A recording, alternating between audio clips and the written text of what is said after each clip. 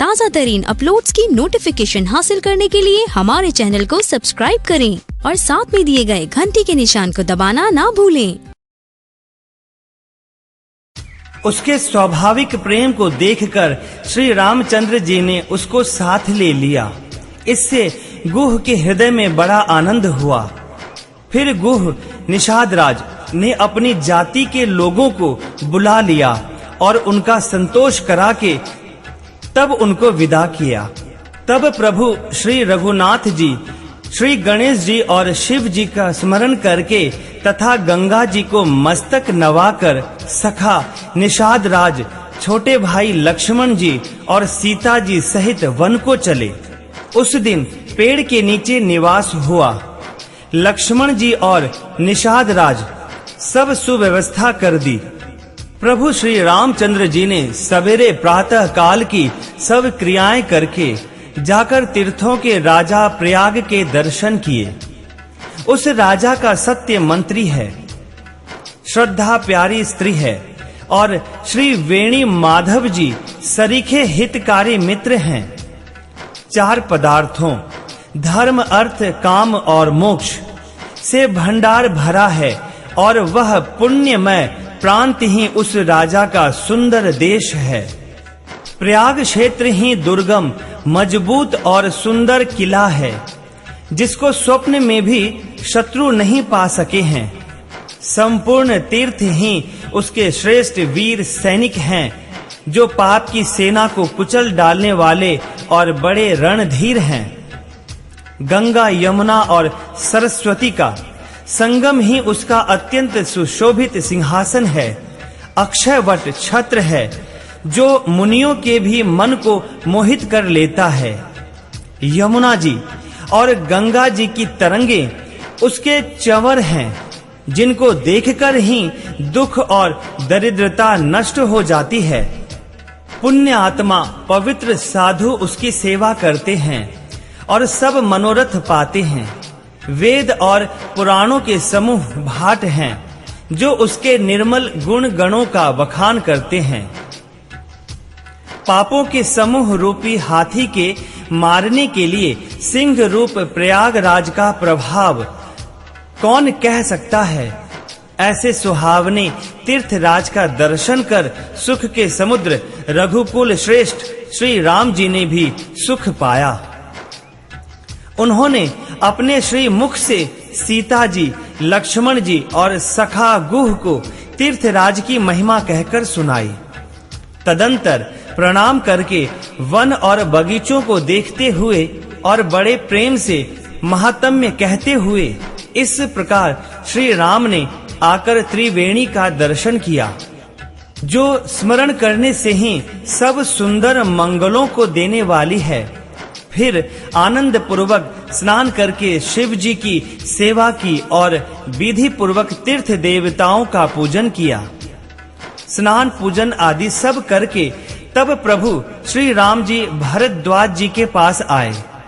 उन्हें दंडवत करते हुए ही मुनि ने हृदय से लगा लिया। मुनि के मन का आनंद कुछ कहा नहीं जाता, मानो उन्हें ब्रह्मानंद की राशि मिल गई हो। मुनीश्वर भरद्वाज जी ने आशीर्वाद दिया।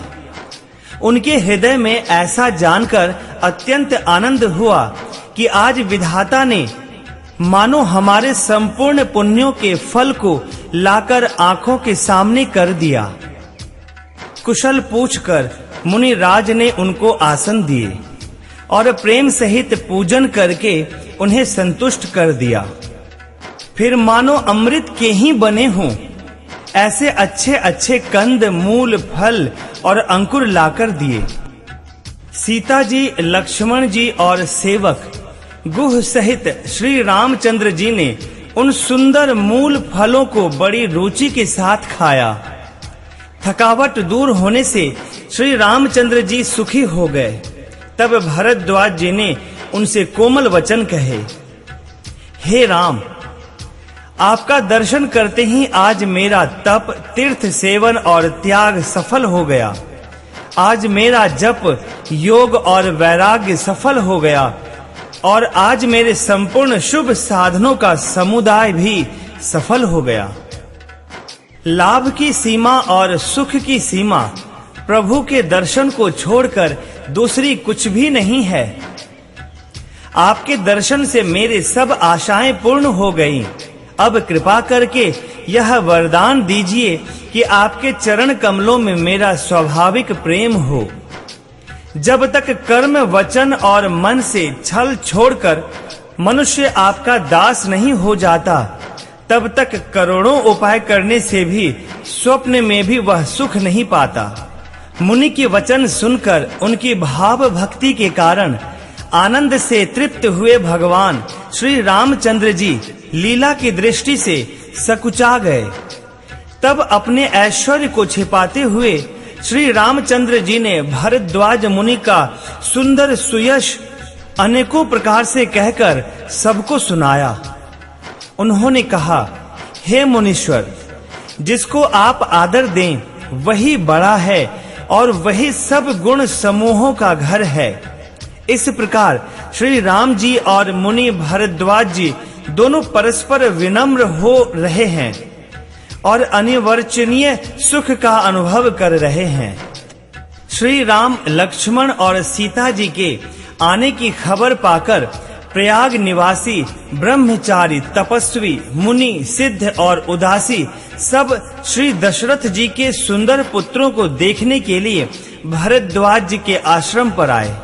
श्री रामचंद्र जी ने सब किसी को प्रणाम किया। नेत्रों का लाभ पाकर सब आनंदित हो गए और परम सुख पाकर आशीर्वाद देने लगे। श्री राम जी के सौंदर्य की सराहना करते हुए वे लौटे। श्री राम जी ने रात को वहीं विश्राम किया और प्रातः काल प्रयागराज का स्नान करके और प्रसन्नता के साथ मुनि को सिर नवाकर श्री सीता जी, लक्ष्मण जी और सेवक गुह के साथ वे चले। चलते समय बड़े प्रेम से श्री राम ने मुनि से कहा, हे नाथ, बताइए हम किस मार्ग से जाएं? मुनि मन में हंसकर श्री राम जी से कहते हैं कि आपके लिए सभी मार्ग सुगम हैं। फिर उनके साथ के लिए मुनि ने शिष्यों को बुलाया। साथ जाने की बात सुनते ही चित्त में हर्षित हो कोई 50 शिष्य आ गए। सभी का श्री राम जी पर अपार प्रेम है। सभी कहते हैं कि मार्ग हमारा देखा हुआ है। तब मुनि ने चुनकर 4 ब्रह्मचारियों को साथ कर दिया, जिन्होंने बहुत जन्मों तक सब पुण्य किए थे। श्री रघुनाथ जी प्रणाम कर और ऋषि की आज्ञा पाकर हृदय में बड़े ही आनंदित होकर चले। जब वे किसी गांव के पास होकर निकलते हैं, तब स्त्री पुरुष दौड़कर उनके रूप को देखने लगते हैं। जन्म का फल पाकर वे सदा के अनाथ सनाथ हो जाते हैं और मन को नाथ के साथ भेजकर शरीर से साथ ना रहने के कारण दुखी होकर लौट आते हैं। तदंतर श्री राम जी ने विनती करके चारों ब्रह्मचारियों को विदा किया। वे मनचाहे वस्तु पाकर लौटे। यमुना जी के पार उतरकर सबने यमुना जी के जल में स्नान किया, जो श्री रामचंद्र जी के शरीर के समान ही श्याम रंग का था। यमुना जी के किनारे पर रहने वाले स्त्री पुरुष यह सुनकर कि निषाद के साथ 2 परम सुंदर सुकुमार नव युवक और एक परम सुंदरी स्त्री आ रही है, सब अपना अपना काम भूलकर दौड़े और लक्ष्मण जी, श्री राम जी और सीता जी का सौंदर्य देखकर अपने भाग्य की बड़ाई करने लगे। उनके मन में बहुत सी लालसाएं भरी हैं, पर वे नाम गांव पूछते सकुचाते हैं। उन लोगों में जो वयोवृद्ध और चतुर थे, उन्होंने युक्ति से श्री रामचंद्र जी को पहचान लिया। उन्होंने सब कथा सब लोगों को सुनाई कि पिता की आज्ञा पाकर ये वन को चले हैं। यह सुनकर सब लोग दुखित हो पछता रहे हैं कि रानी और राजा ने अच्छा नहीं किया। उसी अवसर पर वहां एक तपस्वी आया, जो तेज का पुंज, छोटी अवस्था का और सुंदर था। उसकी गति कवि नहीं जानते, अथवा वह कवि था जो अपना परिचय नहीं देना चाहता। वह वैरागी के वेश में था और मन, वचन तथा कर्म से श्री रामचंद्र जी का प्रेमी था। अपने इष्ट देव को पहचान कर उसके नेत्रों में जल भर आया और शरीर पुलकित हो गया। वह दंड की भांति पृथ्वी पर गिर पड़ा। उसकी दशा का वर्णन नहीं किया जा सकता। श्री राम जी ने प्रेम पूर्वक पुलकित होकर उसको हृदय से लगा लिया। उसे इतना आनंद हुआ मानो कोई महादरिद्री मनुष्य पारस पा गया हो। सब कोई देखने वाले कहने लगे कि मानो प्रेम और परमार्थ दोनों शरीर धारण करके मिल रहे हैं। फिर वह लक्ष्मण जी के चरणों लगा। उन्होंने प्रेम से उमंग कर उसको उठा लिया। फिर उसने सीता जी की चरण धूलि को अपने सिर पर धारण किया। माता सीता जी ने भी उसको अपना छोटा बच्चा जानकर आशीर्वाद दिया। फिर निषाद राज ने उसको दंडवत की। श्री रामचंद्र जी का प्रेमी जानकर वह उससे आनंदित होकर मिला। वह तपस्वी अपने नेत्र रूपी दोनों से श्री राम जी की सौंदर्य सुधा का पान करने लगा और ऐसा आनंदित हुआ जैसे कोई भूखा आदमी सुंदर भोजन पाकर आनंदित होता है। इधर गांव की स्त्रियां कह रही हैं, हे सखी, कहो तो वे माता पिता कैसे हैं जिन्होंने ऐसे सुंदर सुकुमार बालकों को वन में भेज दिया है। श्री राम जी, लक्ष्मण जी और सीता जी के रूप को देखकर सब स्त्री पुरुष स्नेह से व्याकुल हो जाते हैं। तब श्री रामचंद्र जी ने सखा गुह को अनेकों तरह से समझाया। श्री रामचंद्र जी की आज्ञा को सिर चढ़ाकर उसने अपने घर को गमन किया। फिर सीता जी, श्री राम जी और लक्ष्मण जी ने हाथ जोड़कर यमुना जी को पुनः प्रणाम किया और सूर्य कन्या यमुना जी की बड़ाई करते हुए सीता जी सहित दोनों भाई प्रसन्नता पूर्वक आगे चले। रास्ते में जाते हुए उन्हें अनेकों यात्री मिलते हैं। वे दोनों भाइयों को देखकर उनसे प्रेम पूर्वक कहते हैं कि तुम्हारे सब अंगों में राज चिन्ह देखकर हमारे हृदय में बड़ा सोच होता है।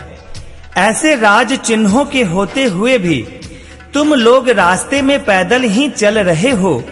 इससे हमारी समझ में आता है कि ज्योतिष शास्त्र झूठा ही है। भारी जंगल और बड़े-बड़े पहाड़ों का दुर्गम रास्ता है। तिस पर तुम्हारे साथ सुकुमारी स्त्री है। हाथी और सिंहों से भरा यह भयानक वन देखा तक नहीं जाता। यदि आज्ञा हो तो हम साथ चलें। आप जहां तक जाएंगे वहां तक पहुंचकर फिर आपको प्रणाम करके हम लौट आवेंगे। इस प्रकार वे यात्री प्रेमवश पुलकित शरीर हो और नेत्रों में जल भरकर पूछते हैं, किंतु कृपा के समुद्र श्री रामचंद्र जी कोमल विनय युक्त वचन कहकर उन्हें लौटा देते हैं। जो गांव और पूर्वे रास्ते में बसे हैं, नागों और देवताओं के नगर उनको देखकर प्रशंसा पूर्वक ईर्ष्या करते और ललचाते हुए कहते हैं कि किस पुण्यवान ने किस शुभ घड़ी में इनको बसाया था, जो आज ये इतने धन्य और पुण्यमय तथा परम सुंदर हो रहे हैं। जहां-जहां श्री रामचंद्र जी के चरण चले जाते हैं, उनके समान इंद्र की पूरी अमरावती भी नहीं है। रास्ते के समीप बसने वाले भी बड़े पुण्य आत्मा हैं। स्वर्ग में रहने वाले देवता भी उनकी सराहना करते हैं। जो नेत्र भरकर सीता जी और लक्ष्मण जी सहित घनश्याम श्री राम जी के दर्शन करते हैं। जिन तालाबों और नदियों में श्री राम जी स्नान करते हैं, देव सरोवर और देव नदियां भी उनकी बड़ाई करती हैं। जिस वृक्ष के नीचे प्रभु जा बैठते हैं, कल्प वृक्ष भी उसकी बड़ाई करते हैं। श्री रामचंद्र जी के चरण कमलों की रज का स्पर्श करके पृथ्वी अपना बड़ा सौभाग्य मानती है।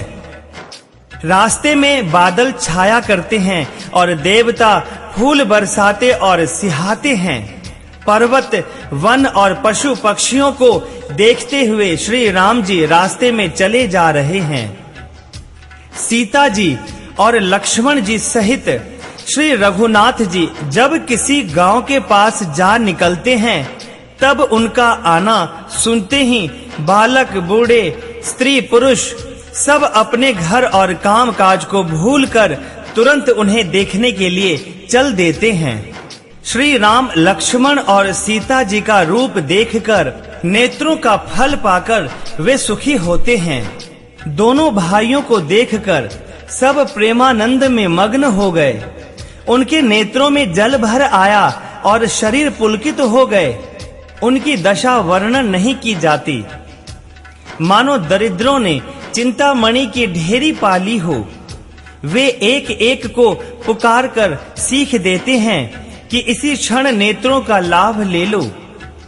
कोई श्री रामचंद्र जी को देखकर ऐसे अनुराग में भर गए हैं कि वे उन्हें देखते हुए उनके साथ लगे चले जा रहे हैं।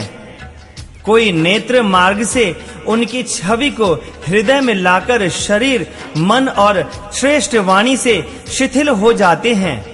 कोई बड़ की सुंदर छाया देखकर वहां नरम घास और पत्ते बिछाकर कहते हैं कि क्षण भर यहाँ बैठकर थकावट मिटा लीजिए, फिर चाहे अभी चले जाइएगा, चाहे सवेरे।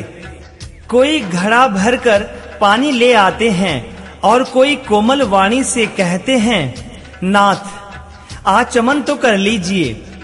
उनके प्यारे वचन सुनकर और उनका अत्यंत प्रेम देखकर दयालु और परम सुशील श्री रामचंद्र जी ने मन में सीता जी को थकी हुई जानकर घड़ी भर बड़ की छाया में विश्राम किया। स्त्री पुरुष आनंदित होकर शोभा देखते हैं। अनुपम रूप ने उनके नेत्र और मनों को लुभा लिया है।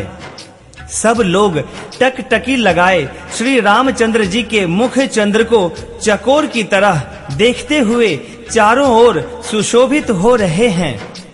श्री राम जी का नवीन तमाल वृक्ष के रंग का शरीर अत्यंत शोभा दे रहा है, जिसे देखते ही करोड़ों कामदेवों के मन मोहित हो जाते हैं। बिजली के से रंग के लक्ष्मण जी बहुत ही भले मालूम होते हैं। वे नख से शिखा तक सुंदर हैं और मन को बहुत भाते हैं। दोनों मुनियों के वस्त्र पहने हैं और कमर में तरकस कसे हुए हैं। कमल के समान हाथों में धनुष बाण शोभित हो रहे हैं। उनके सिरों पर सुंदर जटाओं के मुकुट हैं।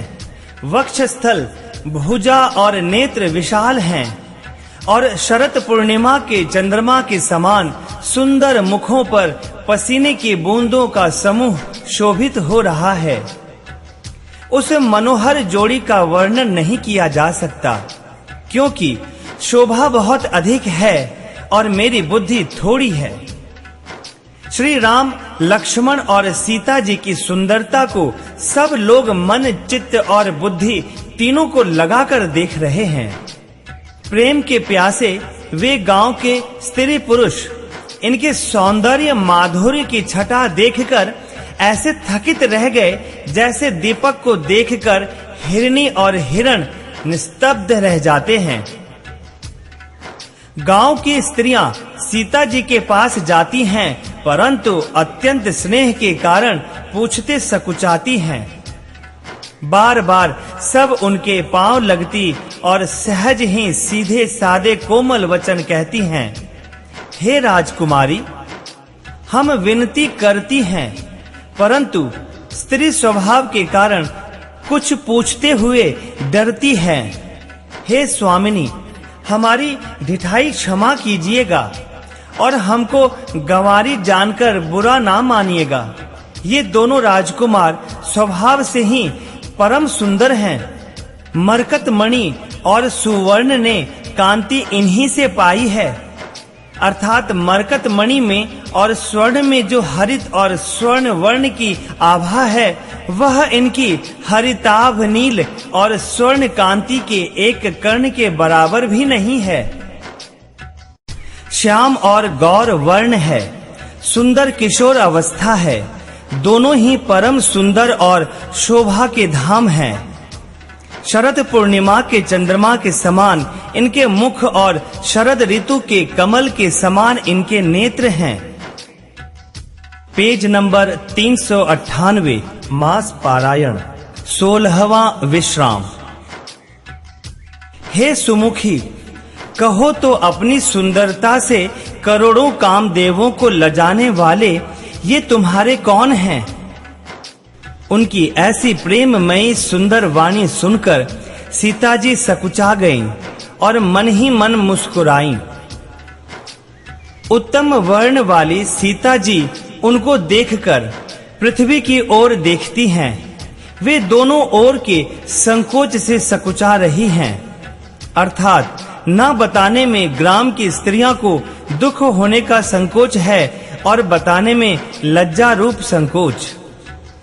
हिरण के बच्चे के सदृश नेत्र वाली और कोकिल की सी वाणी वाली सीता जी सकुचाकर प्रेम सहित मधुर वचन बोली। ये जो सहज स्वभाव सुंदर और गोरे शरीर के हैं, उनका नाम लक्ष्मण है। ये मेरे छोटे देवर हैं। फिर सीता जी ने लज्जावश अपने चंद्र मुख को आंचल से ढककर और प्रियतम श्री राम जी की ओर निहार कर भौहें टेढ़ी करके खंजन पक्षी के से सुंदर नेत्रों को तिरछा करके सीता जी ने इशारे से उन्हें कहा कि ये श्री रामचंद्र जी मेरे पति हैं। यह जानकर गांव की सब युवती स्त्रियां इस प्रकार आनंदित हुई मानो कंगालों ने धन की राशियां लूट ली हो। वे अत्यंत प्रेम से सीता जी के पैरों पड़कर बहुत प्रकार से आशीष देती हैं कि जब तक शेष जी के सिर पर पृथ्वी रहे तब तक तुम सदा सुहागिन बनी रहो और पार्वती जी के समान अपने पति की प्यारी हो। हे देवी, हम पर कृपा न छोड़ना।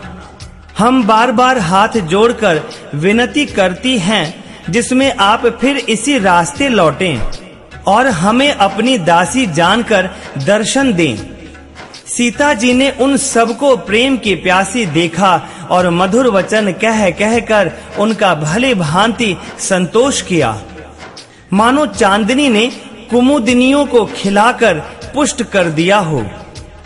उसी समय श्री रामचंद्र जी का रुख जानकर लक्ष्मण जी ने कोमल वाणी से लोगों से रास्ता पूछा। यह सुनते ही स्त्री पुरुष दुखी हो गए। उनके शरीर पुलकित हो गए और नेत्रों में जल भर आया। उनका आनंद मिट गया और मन ऐसे उदास हो गए मानो विधाता दी हुई संपत्ति छीने लेता हो। कर्म की गति समझकर उन्होंने धैर्य धारण किया और अच्छी तरह निर्णय करके सुगम मार्ग बतला दिया। तब लक्ष्मण जी और जानकी जी सहित श्री रघुनाथ जी ने गमन किया और सब लोगों को प्रिय वचन कहकर लौटाया, किंतु उनके मनों को अपने साथ ही लगा लिया। लौटते हुए वे स्त्री पुरुष बहुत ही पछताते हैं और मन ही मन देव को दोष देते हैं। परस्पर विषाद के साथ कहते हैं कि विधाता के सभी काम उल्टे हैं। वह विधाता बिल्कुल स्वतंत्र, निर्दय और निडर है, जिसने चंद्रमा को रोगी और कलंक की बनाया, कल्प वृक्ष को पेड़ और समुद्र को खारा बनाया। उसी ने इन राजकुमारों को वन में भेजा है। जब विधाता ने इनको वनवास दिया है, तब उसने भोग विलास व्यर्थ ही बनाए। जब ये बिना जूते के रास्ते में चल रहे हैं, तब विधाता अनेकों वाहन व्यर्थ ही रचे। जब ये कुश और पत्ते बिछाकर जमीन पर ही पड़े रहते हैं, तब विधाता सुंदर सेज किस लिए बनाता है? विधाता ने जब इनको बड़े-बड़े पेड़ों का निवास दिया, तब उज्जवल महलों को बना बनाकर उसने व्यर्थ ही परिश्रम किया। जो ये सुंदर और अत्यंत सुकुमार होकर मुनियों के वस्त्र पहनते और जटा धारण करते हैं, तो फिर करतार विधाता ने भांति भांति के गहने और कपड़े वृथा ही बनाए। जो ये कंद मूल फल खाते हैं, तो जगत में अमृत आदि भोजन व्यर्थ ही हैं।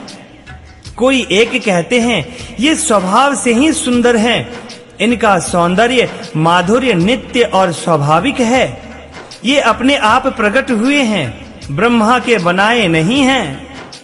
हमारे कानों नेत्रों और मन के द्वारा अनुभव में आने वाली विधाता की करनी को जहां तक वेदों ने वर्णन करके कहा है, वहां तक 14 लोकों में ढूंढ देखो, ऐसे पुरुष और ऐसी स्त्रियां कहां हैं?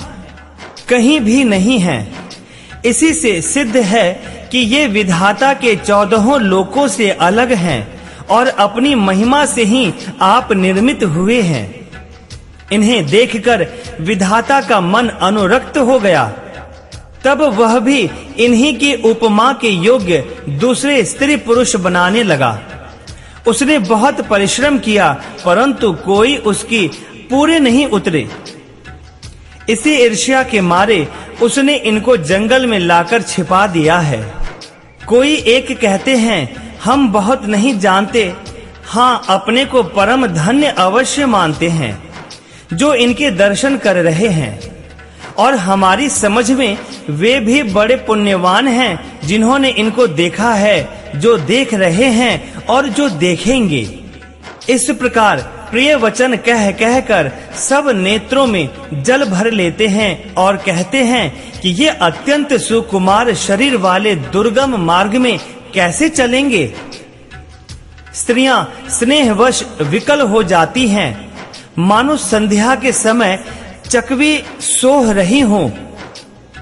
इनके चरण कमलों को कोमल तथा मार्ग को कठोर जानकर वे व्यथित हृदय से उत्तम वाणी कहती हैं। इनके कोमल और लाल लाल चरणों को छूते ही पृथ्वी वैसे ही सकुचा जाती है जैसे हमारे हृदय सकुचा रहे हैं। जगदीश्वर ने यदि इन्हें वनवास ही दिया तो सारे रास्ते को पुष्पमय क्यों नहीं बना दिया। यदि ब्रह्मा से मांगे मिले तो हे सखी इन्हें अपनी आंखों में ही रखें। जो स्त्री पुरुष इस अवसर पर नहीं आए वे श्री सीताराम जी को नहीं देख सके। उनके सौंदर्य को सुनकर वे व्याकुल होकर पूछते हैं कि भाई अब तक वे कहां तक गए होंगे। और जो समर्थ हैं वे दौड़ते हुए जाकर उनके दर्शन कर लेते हैं और जन्म का परम फल पाकर विशेष आनंदित होकर लौटते हैं। अबला स्त्रियां, बच्चे और बूढ़े हाथ मलते और पछताते हैं। इस प्रकार जहां-जहां श्री रामचंद्र जी जाते हैं वहां-वहां लोग प्रेम के वश में हो जाते हैं। सूर्य कुल रूपी कुमुदिनी के प्रफुल्लित करने वाले चंद्रमा स्वरूप श्री रामचंद्र जी के दर्शन कर गांव-गांव में ऐसा ही आनंद हो रहा है। जो लोग कुछ भी समाचार सुन पाते हैं वे राजा रानी को दोष लगाते हैं। कोई एक कहते हैं कि राजा बहुत ही अच्छे हैं जिन्होंने हमें अपने नेत्रों का लाभ दिया। स्त्री पुरुष सभी आपस में सीधी स्नेह भरी सुंदर बातें कह रहे हैं। वे माता पिता धन्य हैं जिन्होंने इन्हें जन्म दिया। वह नगर धन्य है जहां से ये आए हैं। वह देश पर्वत वन और गांव धन्य है और वही स्थान धन्य है जहां-जहां वे जाते हैं। ब्रह्मा ने उसी को रचकर सुख पाया है जिसके ये सब प्रकार से स्नेही हैं। पथिक रूप श्री राम लक्ष्मण की सुंदर कथा सारे रास्ते और जंगल में छा गई है। रघुकुल रूपी कमल के खिलाने वाले सूर्य श्री रामचंद्र जी इस प्रकार मार्ग के लोगों को सुख देते हुए सीता जी और लक्ष्मण जी सहित वन को देखते हुए चले जा रहे हैं। आगे श्री राम जी हैं, पीछे लक्ष्मण जी सुशोभित हैं। तपस्वियों के वेश बनाए दोनों बड़ी ही शोभा पा रहे हैं। दोनों के बीच में सीता जी कैसी सुशोभित हो रही हैं, जैसे ब्रह्म और जीव के बीच में माया। फिर जैसी छवि मेरे मन में बस रही है उसको कहता हूँ, मानो वसंत ऋतु और कामदेव के बीच में कामदेव की स्त्री रति शोभित हो। फिर अपने हृदय में खोजकर उपमा कहता हूँ कि मानो बुध और चंद्रमा के बीच में रोहिणी सोह रही हो। प्रभु श्री रामचंद्र जी के चरण चिन्हों के बीच बीच में पैर रखती हुई सीता जी कहीं भगवान के चरण चिन्हों पर पैर न टिक जाए इस बात से डरती हुई मार्ग में चल रही हैं।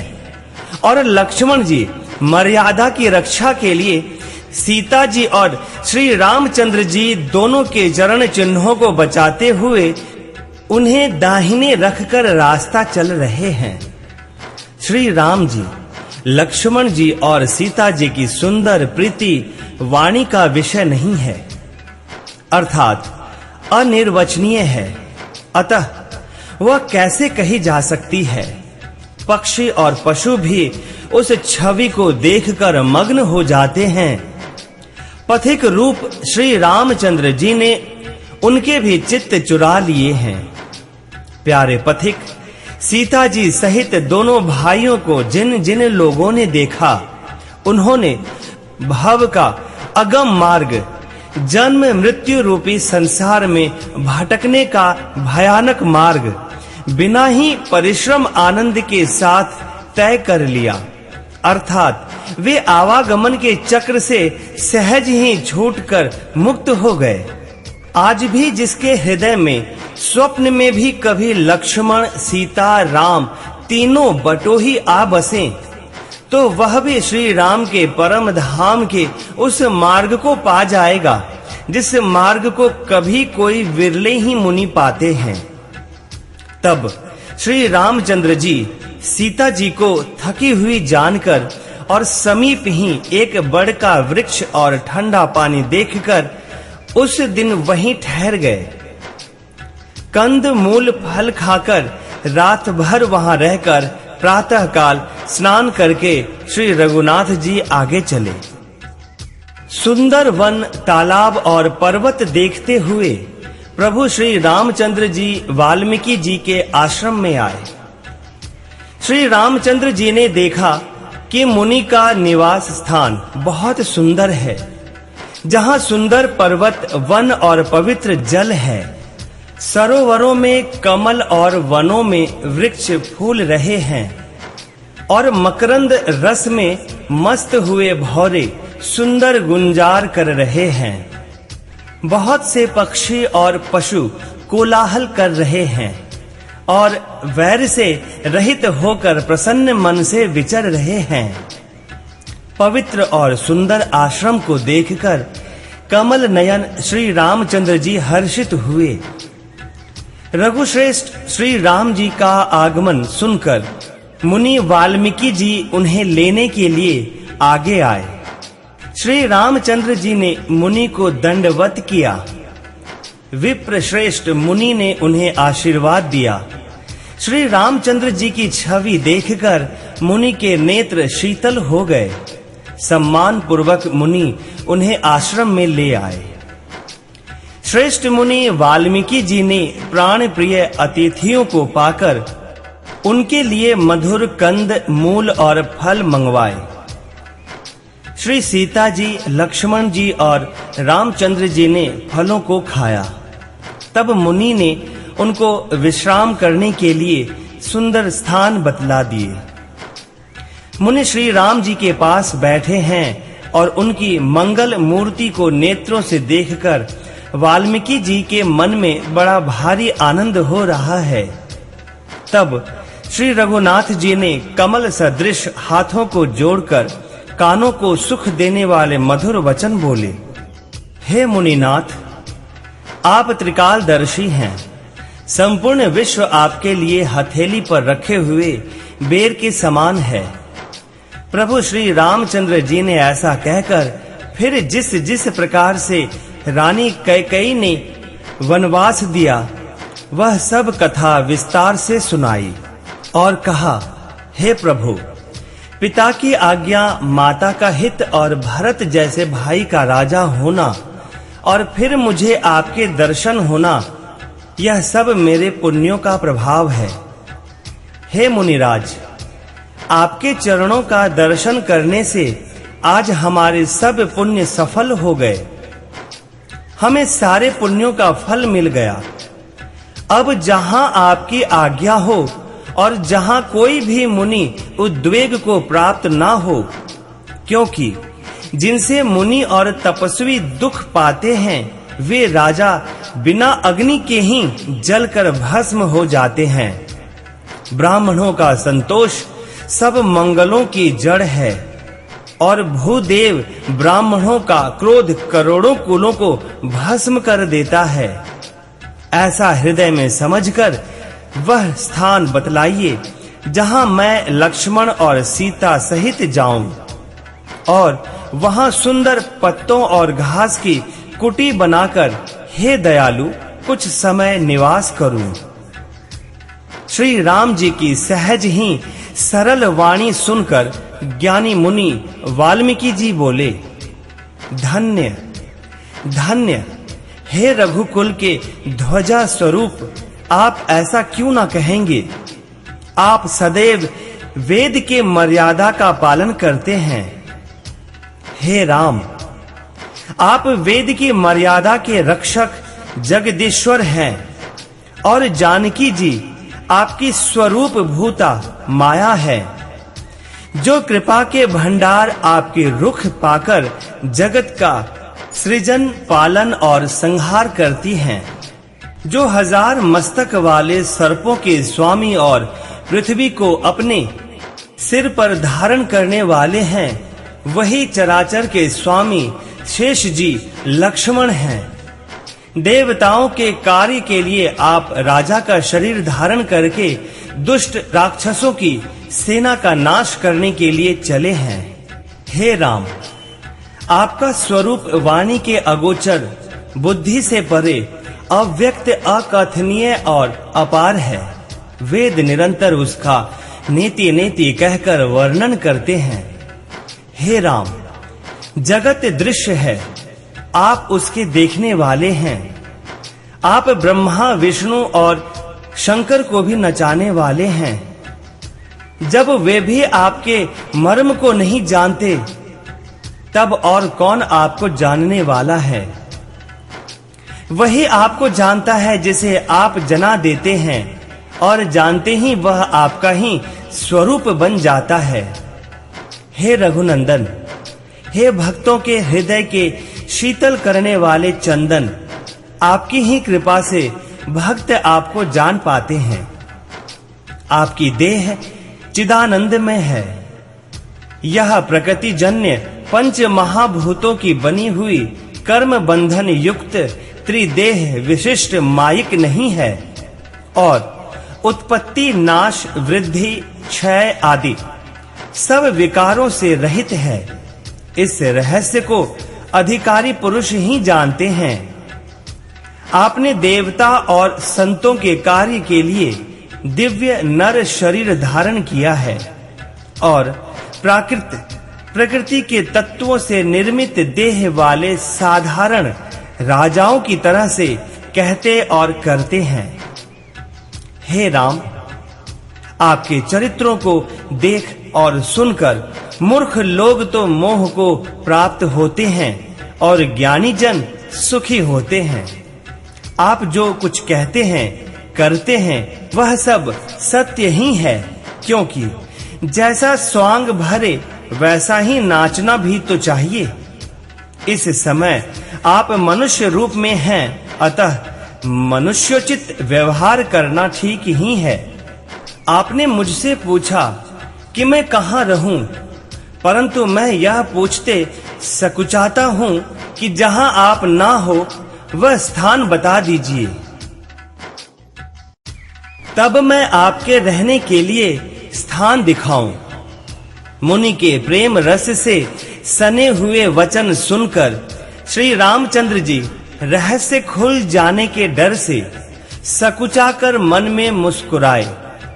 वाल्मीकि जी हंसकर फिर अमृत रस में डुबोई हुई मीठी वाणी बोले, हे राम जी सुनिए, अब मैं वे स्थान बताता हूँ जहाँ आप सीता जी और लक्ष्मण जी समेत निवास करिए, जिनके कान समुद्र की भांति आपकी सुंदर कथा रूपी अनेकों सुंदर नदियों से निरंतर भरते रहते हैं, परंतु कभी तृप्त नहीं होते।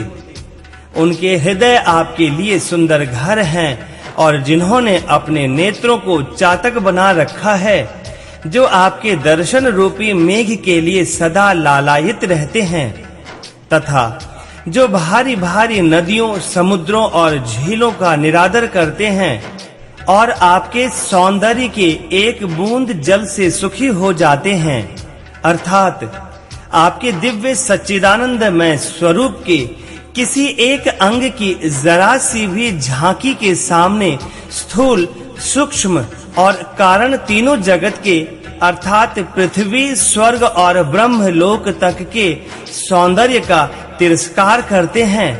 हे रघुनाथ जी, उन लोगों के हृदय रूपी सुखदायी भवनों में आप भाई लक्ष्मण जी और सीता जी सहित निवास कीजिए।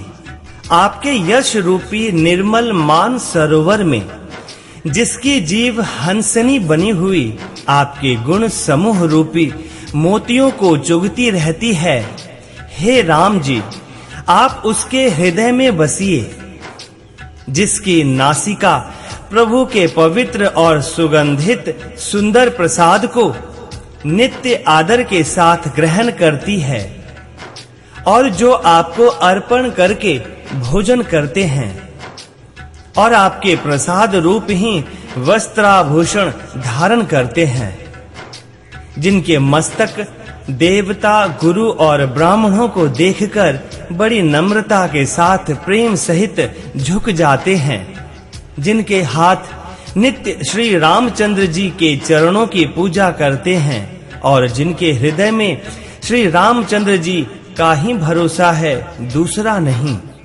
तथा जिनके चरण श्री रामचंद्र जी के तीर्थों में चलकर जाते हैं, हे राम जी आप उनके मन में निवास कीजिए, जो नित्य आपके मंत्र राज को जपते हैं और परिवार सहित आपकी पूजा करते हैं, जो अनेकों प्रकार के तर्पण और हवन करते हैं तथा ब्राह्मणों को भोजन कराकर बहुत दान देते हैं, तथा जो गुरु के हृदय में आपसे भी अधिक जानकर सर्व भाव से सम्मान करके उनकी सेवा करते हैं और ये सब कर्म करके सबका एकमात्र यही फल मांगते हैं कि श्री रामचंद्र जी के चरणों में हमारी प्रीति हो।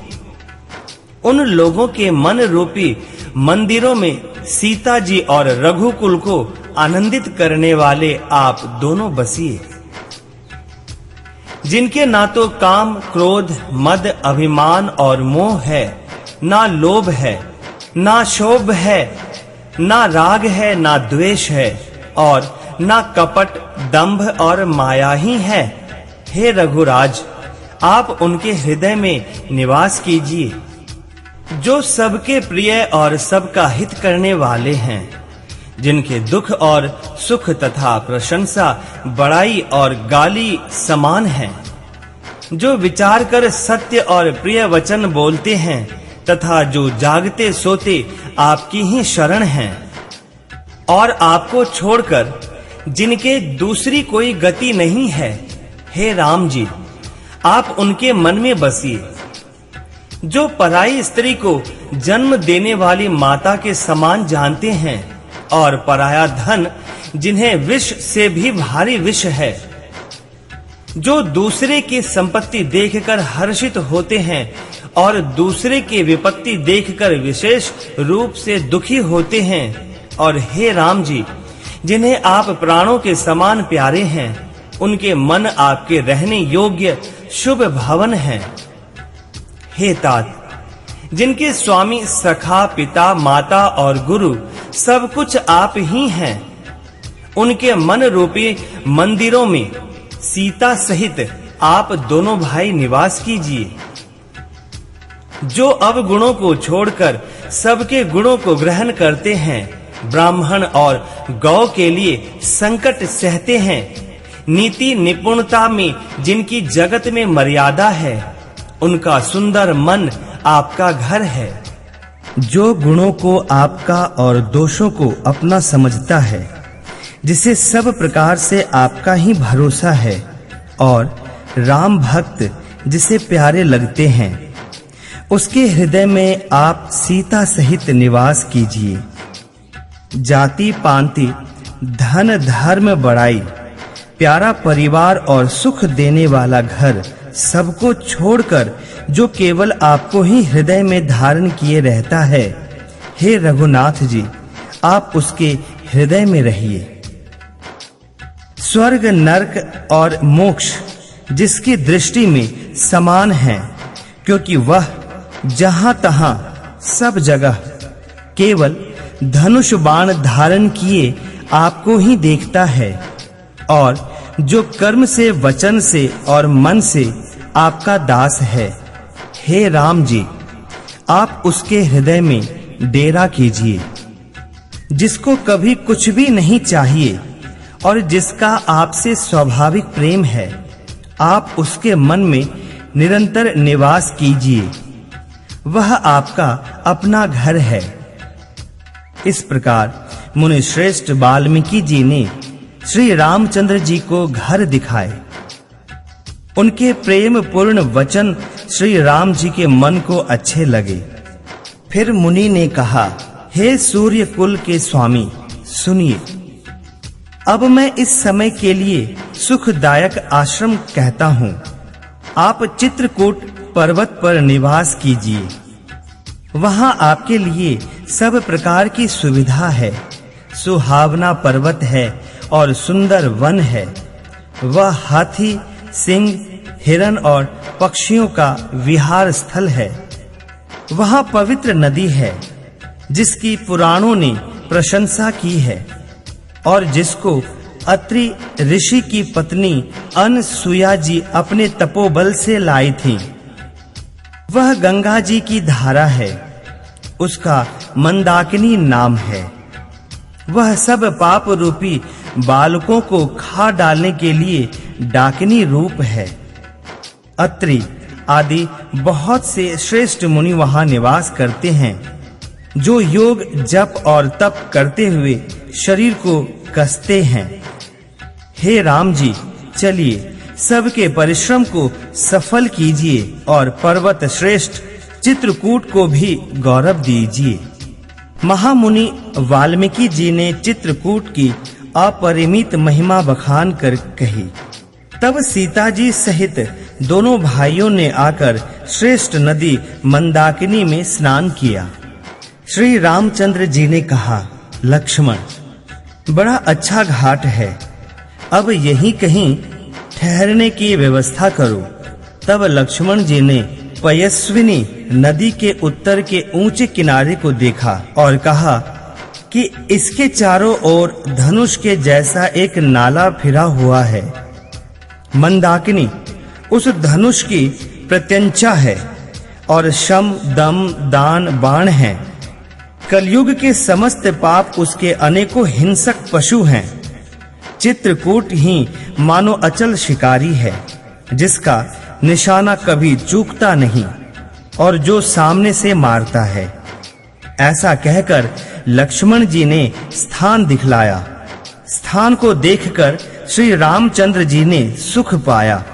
जब देवताओं ने जाना कि श्री रामचंद्र जी का मन यहाँ रम गया, तब वे देवताओं के प्रधान मकान बनाने वाले विश्वकर्मा को साथ लेकर चले।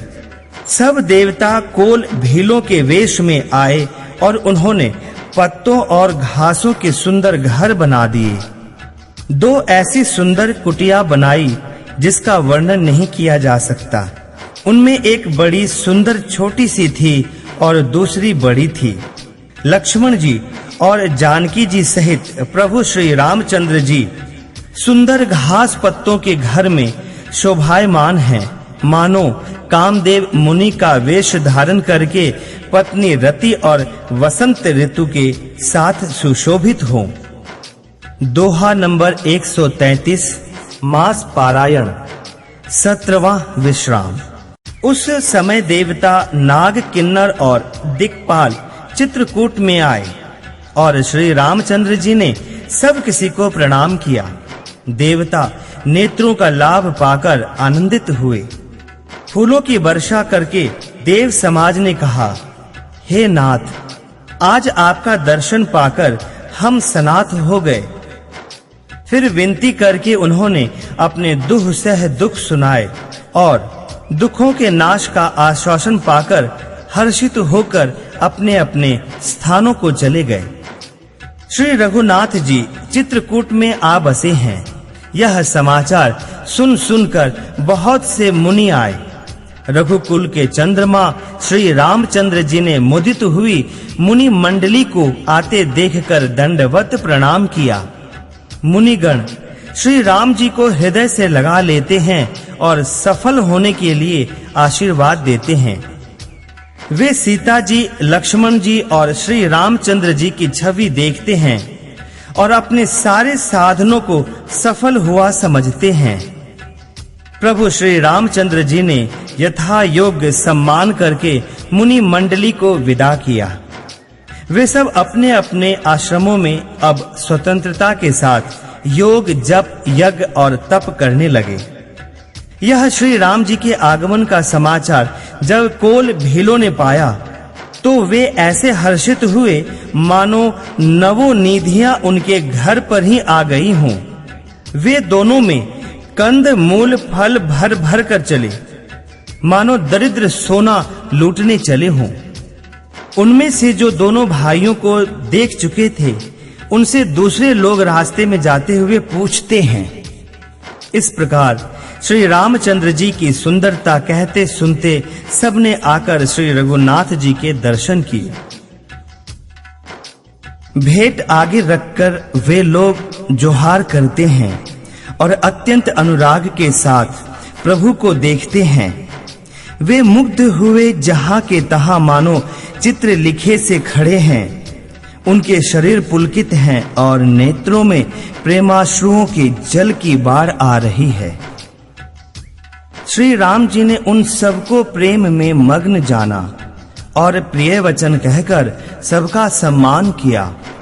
वे बार-बार प्रभु श्री रामचंद्र जी को जोहार करते हुए हाथ जोड़कर विनीत वचन कहते हैं, हे नाथ, प्रभु के चरणों का दर्शन पाकर अब हम सब सनाथ हो गए। हे कौशल राज, हमारे ही भाग्य से आपका यहाँ शुभ आगमन हुआ है। हे नाथ, जहां-जहां आपने अपने चरण रखे हैं वे पृथ्वी, वन, मार्ग और पहाड़ धन्य हैं। वे वन में विचरने वाले पक्षी और पशु धन्य हैं जो आपको देखकर सफल जन्म हो गए। हम सब भी अपने परिवार सहित धन्य हैं जिन्होंने नेत्र भर कर आपका दर्शन किया। आपने बड़ी अच्छी जगह विचार कर निवास किया है। यहाँ सभी ऋतुओं में आप सुखी रहिएगा।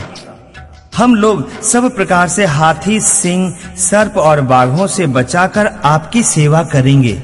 हे प्रभु, यहाँ के बिहड़ वन, पहाड़, गुफाएं और खोह सब पग पग हमारे देखे हुए हैं। हम वहां आपको शिकार खिलावेंगे और तालाब, झरने आदि जलाशयों को दिखावेंगे। हम कुटुंब समेत आपके सेवक हैं। हे नाथ, इसलिए हमें आज्ञा देने में संकोच ना कीजिएगा। जो वेदों के वचन और मुनियों के मन को भी अगम हैं, वे करुणा के धाम प्रभु श्री रामचंद्र जी भीलों के वचन इस तरह सुन रहे हैं जैसे पिता बालकों के वचन सुनता है। श्री रामचंद्र जी को केवल प्रेम प्यारा है, जो जानने वाला हो वह जान ले। तब श्री रामचंद्र जी ने प्रेम से परिपुष्ट हुए कोमल वचन कहकर उन सब वन में विचरण करने वाले लोगों को संतुष्ट किया, फिर उसको विदा किया। वे सिर नवाकर चले और प्रभु के गुण कहते सुनते घर आए। इस प्रकार देवता और मुनियों को सुख देने वाले दोनों भाई सीता जी समेत वन में निवास करने लगे। जब से श्री रघुनाथ जी वन में आकर रहे, तब से वन मंगलदायक हो गया। अनेकों प्रकार के वृक्ष फूलते और फलते हैं और उन पर लिपटी हुई सुंदर बेलों के मंडप तने हैं। वे कल्प वृक्ष के समान स्वाभाविक ही सुंदर हैं, मानो वे देवताओं के वन को छोड़कर आए हों। भौरों की पंक्तियां बहुत ही सुंदर गुंजार करती हैं और सुख देने वाली शीतल मंद सुगंधित हवा चलती रहती है। नीलकंठ, कोयल, तोते, पपीहे, चकवे और चकोर आदि पक्षी कानों को सुख देने वाली और चित्त को चुराने वाली तरह-तरह की बोलियां बोलते हैं। हाथी, सिंह, बंदर, सुअर और हिरण ये सब वैर छोड़कर साथ-साथ विचरते हैं। शिकार के लिए फिरते हुए श्री रामचंद्र जी की छवि को देखकर पशुओं के समूह विशेष आनंदित होते हैं। जगत में जहाँ तक देवताओं के वन हैं, सब श्री राम जी के वन को देखकर सिहाते हैं। गंगा, सरस्वती, सूर्य कुमारी, यमुना, नर्मदा, गोदावरी आदि धन्य नदियां, सारे तालाब, समुद्र, नदी और अनेकों नद सब मंदाकिनी की बड़ाई करते हैं। उदयाचल, अस्ताचल, कैलाश, मंदराचल और सुमेर आदि सब जो देवताओं के रहने के स्थान हैं और हिमालय आदि जितने पर्वत हैं, सभी चित्रकूट का यश गाते हैं। विंध्याचल बड़ा आनंदित है, उसके मन में सुख समाता नहीं, क्योंकि उसने बिना परिश्रम ही बहुत बड़ी बड़ाई पाली है। चित्रकूट के पक्षी, पशु, बेल, वृक्ष, तृण, अंकुर आदि की सभी जातियां पुण्य की राशि हैं और धन्य हैं। देवता दिन रात ऐसा कहते हैं। आंखों वाले जीव श्री रामचंद्र जी को देखकर जन्म का फल पाकर शोक रहित हो जाते हैं और अचर, पर्वत, वृक्ष, भूमि, नदी आदि भगवान की चरण रज का स्पर्श पाकर सुखी होते हैं। यूं सभी परम पद के अधिकारी हो गए। वह वन और पर्वत स्वाभाविक ही सुंदर, मंगलमय और अत्यंत पवित्रों को भी पवित्र करने वाला है। उसकी महिमा किस प्रकार कही जाए। जहां सुख के समुद्र श्री रामचंद्र जी ने निवास किया है, क्षीर सागर को त्याग कर और अयोध्या को छोड़कर जहां सीता जी, लक्ष्मण जी और श्री रामचंद्र जी आकर रहे, उस वन की जैसी परम शोभा है, उसको हजार मुख वाले जो लाख शेष जी हों तो वे भी नहीं कह सकते। उसे भला मैं किस प्रकार से वर्णन करके कह सकता हूँ। कहीं पोखरे का कछुआ भी मंदराचल उठा सकता है। लक्ष्मण जी मन, वचन और कर्म से श्री रामचंद्र जी की सेवा करते हैं। उनके शील और स्नेह का वर्णन नहीं किया जा सकता। क्षण क्षण पर श्री सीता जी के चरणों को देखकर और अपने ऊपर उनका स्नेह जानकर लक्ष्मण जी स्वप्न में भी भाइयों, माता पिता और घर की याद नहीं करते। श्री रामचंद्र जी के साथ सीता जी अयोध्यापुरी कुटुंब के लोग और घर की याद भूलकर बहुत ही सुखी रहती हैं। क्षण क्षण पर पति श्री रामचंद्र जी के चंद्रमा के समान मुख को देखकर वे वैसे ही परम प्रसन्न रहती हैं जैसे चकोर कुमारी चंद्रमा को देखकर। स्वामी का प्रेम अपने प्रति नित्य बढ़ता हुआ देखकर सीता जी ऐसे हर्षित रहती हैं जैसे दिन में चकवी। सीता जी का मन श्री रामचंद्र जी के चरणों में अनुरक्त है, इससे उनको वन हजारों अवध के समान प्रिय लगता है। प्रियतम श्री रामचंद्र जी के साथ पर्णकुटी प्यारी लगती है। मृग और पक्षी प्यारे कुटुंबियों के समान लगते हैं। मुनियों की स्त्रियां सास के समान, श्रेष्ठ मुनि ससुर के समान और कंद मूल फलों का आहार उनको अमृत के समान लगता है। स्वामी के साथ सुंदर साथरी सैकड़ों कामदेव की सेजों के समान सुख देने वाली है, जिनके देखने मात्र से जीव लोकपाल हो जाते हैं। उनको कहीं भोग विलास मोहित कर सकते हैं। जिन श्री रामचंद्र जी का स्मरण करने से ही भक्तजन तमाम भोग विलास को तिनके के समान त्याग देते हैं, उन श्री रामचंद्र जी की प्रिय पत्नी और जगत की माता सीता जी के लिए यह कुछ भी आश्चर्य नहीं है। सीता जी और लक्ष्मण जी को जिस प्रकार सुख मिले, श्री रघुनाथ जी वही करते और वही कहते हैं। भगवान प्राचीन कथाएं और कहानियां कहते हैं और लक्ष्मण जी तथा सीता जी अत्यंत सुख मानकर सुनते हैं। जब जब श्री रामचंद्र जी अयोध्या की याद करते हैं, तब तब उनके नेत्रों में जल भर आता है। माता पिता, कुटुंबियों और भाइयों तथा भरत के प्रेम, शील और सेवा भाव को याद करके कृपा के समुद्र प्रभु श्री रामचंद्र जी दुखी हो जाते हैं, किंतु फिर कुछ समय समझकर धीरज धारण कर लेते हैं। श्री रामचंद्र जी को दुखी देखकर सीता जी और लक्ष्मण जी भी व्याकुल हो जाते हैं।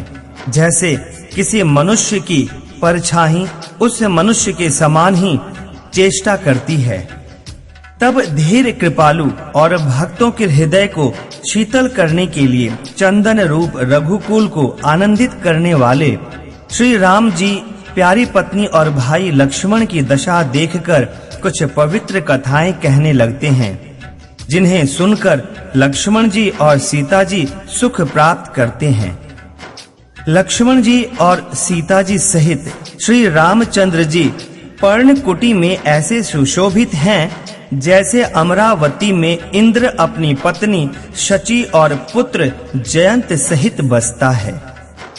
प्रभु श्री रामचंद्र जी सीता जी और लक्ष्मण जी की कैसी संभाल रखते हैं, जैसे पलकें नेत्रों के गोलकों की। इधर लक्ष्मण जी श्री सीता जी और श्री रामचंद्र जी की ऐसी सेवा करते हैं जैसे अज्ञानी मनुष्य शरीर की करते हैं। पक्षी, पशु, देवता और तपस्वियों के हितकारी प्रभु इस प्रकार सुख पूर्वक वन में निवास कर रहे हैं। तुलसीदास जी कहते हैं, मैंने श्री रामचंद्र जी का सुंदर वन गमन कहा। अब जिस तरह सुमंत्र अयोध्या में आए वह कथा सुनो। प्रभु श्री रामचंद्र जी को पहुंचाकर जब निषाद राज लौटा, तब आकर उसने रथ को मंत्री सहित देखा। मंत्री को व्याकुल देखकर निषाद को जैसा दुख हुआ वह कहा नहीं जाता। निषाद को अकेले आया देखकर सुमंत्र हा राम, हा सीते, हा लक्ष्मण पुकारते हुए बहुत व्याकुल होकर धरती पर गिर पड़े। घोड़े दक्षिण दिशा की ओर देख देख कर हिनहिनाते हैं, मानो बिना पंख के पक्षी व्याकुल हो रहे हों। वे ना तो घास चरते हैं, ना पानी पीते हैं, केवल आंखों में जल बहा रहे हैं। श्री रामचंद्र जी के घोड़ों को इस दशा में देखकर सब निषाद व्याकुल हो गए। तब धीरज धरकर निषाद राज कहने लगा, हे सुमंत्र जी, अब विषाद को छोड़िए। आप पंडित और परमार्थ के जानने वाले हैं। विधाता को प्रतिकूल जानकर धैर्य धारण कीजिए। कोमल वाणी से भांति भांति की कथाएं कहकर निषाद ने जबरदस्ती लाकर सुमंत्र को रथ पर बिठाया, परंतु शोक के मारे वे इतने शिथिल हो गए कि रथ को हाँक नहीं सकते। उनके हृदय में श्री रामचंद्र जी के विरह की बड़ी तीव्र वेदना है। घोड़े तड़फड़ाते और रास्ते पर नहीं चलते, मानो जंगली पशु लाकर रथ में जोत दिए गए हों। वे श्री रामचंद्र जी के वियोगी घोड़े कभी ठोकर खाकर गिर पड़ते हैं, कभी घूमकर पीछे की ओर देखने लगते हैं। वे तीक्ष्ण दुख से व्याकुल हैं। जो कोई राम, लक्ष्मण या जानकी का नाम ले लेता है, घोड़े हिकर हिकर कर उसकी ओर प्यार से देखने लगते हैं। घोड़ों की विरह दशा कैसे कही जा सकती है? वे ऐसे व्याकुल हैं जैसे मणि के बिना सांप व्याकुल होता है। मंत्री और घोड़ों की यह दशा देखकर निषाद राज विषाद के वश हो गया। तब उसने अपने 4 उत्तम सेवक बुलाकर सारथी के साथ कर दिए। निषाद राज गुह सारथी सुमंत्र जी को पहुंचाकर लौटा। उसके विरह और दुख का वर्णन नहीं किया जा सकता। वे चारों निषाद रथ लेकर अवध को चले। सुमंत्र और घोड़ों को देख देख कर वे भी क्षण क्षण भर विषाद में डूबे जाते थे। व्याकुल और दुख से दीन हुए सुमंत्र जी सोचते हैं कि श्री रघुवीर के बिना जीने को धिक्कार है। आखिर यह अधम शरीर रहेगा तो है ही नहीं। अभी श्री रामचंद्र जी के विछुड़ते ही छूटकर इसने यश नहीं ले लिया। ये प्राण अपयश और पाप के भाड़े हो गए। अब ये किस कारण कूच नहीं करते? हाय नीच मन, मौका चूक गया। अभी तो हृदय के 2 टुकड़े नहीं हो जाते। सुमंत्र हाथ मल मल कर और सिर पीट पीट कर पछताते हैं, मानो कोई कंजूस धन का खजाना खो बैठा हो। वे इस प्रकार चले मानो कोई बड़ा योद्धा वीर का बाना पहनकर और उत्तम शूरवीर कहलाकर युद्ध से भाग चला हो। जैसे कोई विवेकशील वेद का ज्ञाता, साधु सम्मत आचरणों वाला और उत्तम जाति का ब्राह्मण धोखे से मदिरा पी ले और पीछे पछतावे, उसी प्रकार मंत्री सुमंत्र सोच कर रहे हैं। जैसे किसी उत्तम कुल वाली साधु स्वभाव की, समझदार और मन वचन कर्म से पति को ही देवता मानने वाली पतिव्रता स्त्री को भाग्यवश पति को छोड़कर पति से अलग रहना पड़े, उस समय उसके हृदय में जैसे भयानक संताप होता है, वैसे ही मंत्री के हृदय में हो रहा है। नेत्रों में जल भरा है, दृष्टि मंद हो गई है, कानों से सुनाई नहीं पड़ता। व्याकुल हुई बुद्धि बेठिकाने हो रही है। ओठ सूख रहे हैं, मुंह में लाठी लग गई है, किंतु ये सब मृत्यु के लक्षण हो जाने पर भी प्राण नहीं निकलते, क्योंकि हृदय में अवधि रूपी केवाड़ लगे हैं। अर्थात 14 वर्ष बीत जाने पर भगवान फिर मिलेंगे, यही आशा रुकावट डाल रही है। सुमंत्र जी के मुख का रंग बदल गया है, जो देखा नहीं जाता। ऐसा मालूम होता है मानो इन्होंने माता पिता को मार डाला हो। उनके मन में राम वियोग रूपी हानि की महान ग्लानि छा रही है। जैसे कोई पापी मनुष्य नरक को जाता हुआ रास्ते में सोच कर रहा हो। मुंह से वचन नहीं निकलते, हृदय में पछताते हैं कि मैं अयोध्या में जाकर क्या देखूंगा। श्री रामचंद्र जी से शून्य रथ को जो भी देखेगा, वही मुझे देखने में संकोच करेगा, अर्थात मेरा मुंह नहीं देखना चाहेगा। नगर के सब व्याकुल स्त्री पुरुष जब दौड़कर मुझसे पूछेंगे, तब मैं हृदय पर वज्र रखकर सबको उत्तर दूंगा। जब दीन दुखी सब माताएं पूछेंगी, तब हे विधाता मैं उन्हें क्या कहूंगा। जब लक्ष्मण जी की माता मुझसे पूछेंगी, तब मैं उन्हें कौन सा सुखदायी संदेशा कहूंगा। श्री राम जी की माता जब इस प्रकार दौड़ी आवेंगी, जैसे नई ब्याही हुई गौ बछड़े को याद करके दौड़ी आती है, तब उनके पूछने पर मैं उन्हें यह उत्तर दूंगा कि श्री राम लक्ष्मण सीता वन को चले गए। जो भी पूछेगा उसे यही उत्तर देना पड़ेगा। हाय, अयोध्या जाकर अब मुझे यही सुख लेना है। जब दुख से दीन महाराज, जिनका जीवन श्री रघुनाथ जी के दर्शन के अधीन है, मुझसे पूछेंगे, तब मैं कौन सा मुंह लेकर उन्हें उत्तर दूंगा कि मैं राजकुमारों को कुशल पूर्वक पहुंचा आया हूं। लक्ष्मण, सीता और श्री राम का समाचार सुनते ही महाराज तिनके की तरह शरीर को त्याग देंगे। प्रियतम रूपी जल के बिछुड़ते ही मेरा हृदय कीचड़ की तरह फट नहीं गया। इससे मैं जानता हूं कि विधाता ने मुझे यह यातना शरीर ही दिया है, जो पापी जीवों को नरक भोगने के लिए मिलता है। सुमंत्र इस प्रकार मार्ग में पछतावा कर रहे थे, इतने में ही रथ तुरंत तमसा नदी के तट पर आ पहुंचा। मंत्री ने विनय करके चारों निषादों को विदा किया। वे विषाद से व्याकुल होते हुए सुमंत्र के पैरों पड़कर लौटे। नगर में प्रवेश करते मंत्री ऐसे सकुचाते हैं मानो गुरु ब्राह्मण या गौ को मारकर आए हों। सारा दिन एक पेड़ के नीचे बैठकर बिताया। जब संध्या हुई तब मौका मिला। अंधेरा होने पर उन्होंने अयोध्या में प्रवेश किया और रथ को दरवाजे पर खड़ा करके वे महल में घुसे। जिन जिन लोगों ने यह समाचार सुन पाया, वे सभी रथ देखने को राजद्वार पर आए।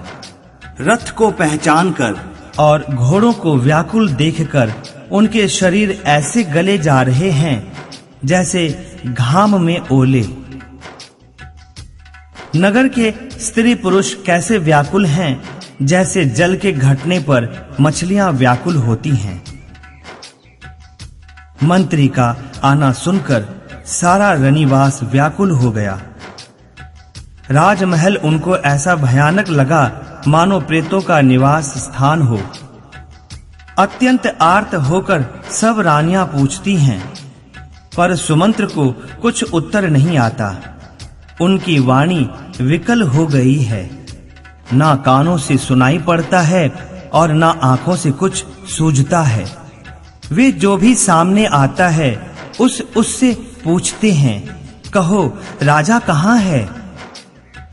दासियां मंत्री को व्याकुल देखकर उन्हें कौशल्या के महल में लिवा गईं। सुमंत्र ने जाकर वहां राजा को कैसा देखा मानो बिना अमृत का चंद्रमा हो। राजा आसन, शैया और आभूषणों से रहित बिल्कुल मलिन पृथ्वी पर पड़े हुए हैं। वे लंबी सांसें लेकर इस प्रकार सोच करते हैं मानो राजा ययाति स्वर्ग से गिरकर सोच कर रहे हों। राजा क्षण क्षण में सोच से छाती भर लेते हैं। ऐसी विकल दशा है मानो संपाति पंखों के जल जाने पर गिर पड़ा हो। राजा बार बार राम राम, हा स्नेही राम कहते हैं, फिर हा राम, हा लक्ष्मण, हा जानकी ऐसा कहने लगते हैं। मंत्री ने देखकर जय जीव कहकर दंडवत प्रणाम किया। सुनते ही राजा व्याकुल होकर उठे और बोले, सुमंत्र कहो राम कहाँ है। राजा ने सुमंत्र को हृदय से लगा लिया, मानो डूबते हुए आदमी को कुछ सहारा मिल गया हो। मंत्री को स्नेह के साथ पास बिठाकर नेत्रों में जल भरकर राजा पूछने लगे, हे मेरे प्रेमी सखा, श्री राम की कुशल कहो। बताओ श्री राम लक्ष्मण और जानकी कहाँ हैं? उन्हें लौटा लाए हो कि वे वन को चले गए? यह सुनते ही मंत्री के नेत्रों में जल भर आया। शोक से व्याकुल होकर राजा फिर पूछने लगे, सीता, राम और लक्ष्मण का संदेशा तो कहो। श्री रामचंद्र जी के रूप, गुण, शील और स्वभाव को याद कर कर के राजा हृदय में सोच करते हैं और कहते हैं, मैंने राजा होने की बात सुनाकर वनवास दे दिया। यह सुनकर भी जिसके मन में हर्ष और विषाद नहीं हुआ, ऐसे पुत्र के बिछड़ने पर भी मेरे प्राण नहीं गए। तब मेरे समान बड़ा पापी कौन होगा? हे सखा, श्री राम, जानकी और लक्ष्मण जहां हैं, मुझे भी वहीं पहुंचा दो। नहीं तो मैं सत्य भाव से कहता हूं कि मेरे प्राण अब चलना ही चाहते हैं। राजा बार बार मंत्री से पूछते हैं, मेरे प्रियतम पुत्रों का संदेशा सुनाओ। हे सखा, तुम तुरंत वही उपाय करो जिससे श्री राम, लक्ष्मण और सीता को मुझे आंखों दिखा दो। मंत्री धीरज धरकर कोमल वाणी से बोले, महाराज, आप पंडित और ज्ञानी हैं। हे देव, आप शूरवीर तथा उत्तम धैर्यवान पुरुषों में श्रेष्ठ हैं। आपने सदा साधुओं के समाज का सेवन किया है। जन्म मरण, सुख दुख के भोग, हानि लाभ, प्यारों का मिलना बिछड़ना, ये सब हे स्वामी काल और कर्म के अधीन रात और दिन की तरह बरबस होते रहते हैं। मूर्ख लोग सुख में हर्षित होते और दुख में रोते हैं, पर धीर पुरुष अपने मन में दोनों को समान समझते हैं। हे सबके हितकारी, आप विवेक विचार कर धीरज धरिए और शोक का परित्याग कीजिए। श्री राम जी का पहला निवास तमसा के तट पर हुआ, दूसरा गंगा तीर पर। सीता जी सहित दोनों भाई उस दिन स्नान करके जल पीकर ही रहे। केवट ने बहुत सेवा की। वह रात श्रृंगवेपुर में ही बिताई। दूसरे दिन सवेरा होते ही बड़ का दूध मंगवाया और उससे श्री राम लक्ष्मण ने अपने सिरों पर जटाओं के मुकुट बनाए। तब श्री रामचंद्र जी के सखा निषाद राज ने नाव मंगवाई। पहले प्रिया सीता जी को उस पर चढ़ाकर फिर श्री रघुनाथ जी चढ़े। फिर लक्ष्मण जी ने धनुष बाण सजाकर रखे और प्रभु श्री रामचंद्र जी की आज्ञा पाकर स्वयं चढ़े। मुझे व्याकुल देखकर श्री रामचंद्र जी धीरज धरकर मधुर वचन बोले, हे तात, पिताजी से मेरा प्रणाम कहना और मेरी ओर से बार बार उनके चरण कमल पकड़ना। फिर पांव पकड़कर विनती करना कि हे पिताजी, आप मेरी चिंता ना कीजिए। आपकी कृपा, अनुग्रह और पुण्य से वन में और मार्ग में हमारा कुशल मंगल होगा। हे पिताजी, आपके अनुग्रह से मैं वन जाते हुए सब प्रकार का सुख पाऊंगा। आज्ञा का भली भांति पालन करके, चरणों का दर्शन करके कुशल पूर्वक फिर लौट आऊंगा। सब माताओं के पैरों पर पड़कर उनका समाधान करके और उनसे बहुत विनती करके तुलसीदास कहते हैं, तुम वही प्रयत्न करना जिसमें कौशलपति पिताजी कुशल रहें। बार बार चरण कमलों को पकड़कर गुरु वशिष्ठ जी से मेरा संदेशा कहना कि वे वही उपदेश दें जिससे अवधपति पिताजी मेरा सोच ना करें। हे तात, सब पुरवासियों और कुटुंबियों से निहोरा करके मेरी विनती सुनाना कि वही मनुष्य मेरा सब प्रकार से हितकारी है जिसकी चेष्टा से महाराज सुखी रहें।